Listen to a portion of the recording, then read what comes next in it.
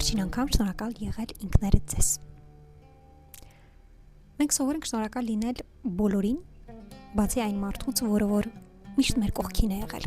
հաղթահարել է բազմաթիվ դժվարություններ։ Ուրեմն իր ցանկությունները կողքի վրա է դրել, որպեսզի կարողանա իրականացնել այն մարդկանց ցանկությունները, որոնք իր համար շատ թանկ են։ Եվ այստեղ ինձ օգնում է մի շատ կարևոր մեթոդ՝ վերլուծել,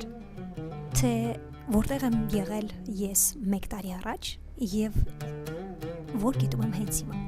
Այսինքն վերլուծելով դու կարողանում ես գնահատել այն բոլոր արարքները, այն բոլոր դժվարությունները, որի միջոցով դու ինքդ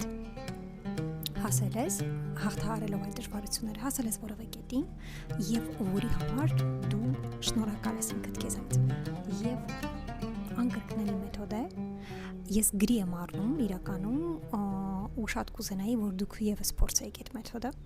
Գրի եք առնում այն բոլոր հաջողությունները, որոնք դուք ունեցել եք այս տարվա ընթացքում։ Եվ առհասարակ ես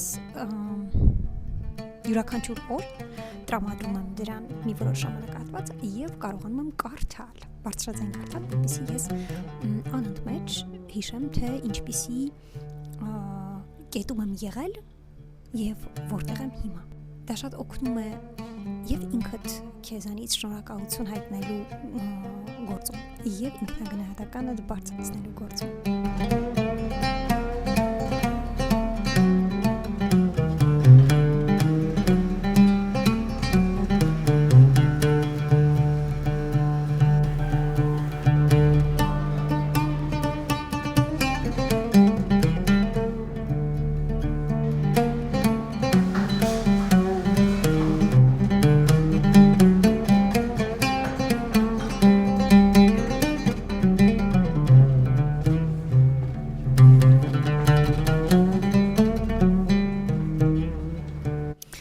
Այնպես որ առաջարկում եմ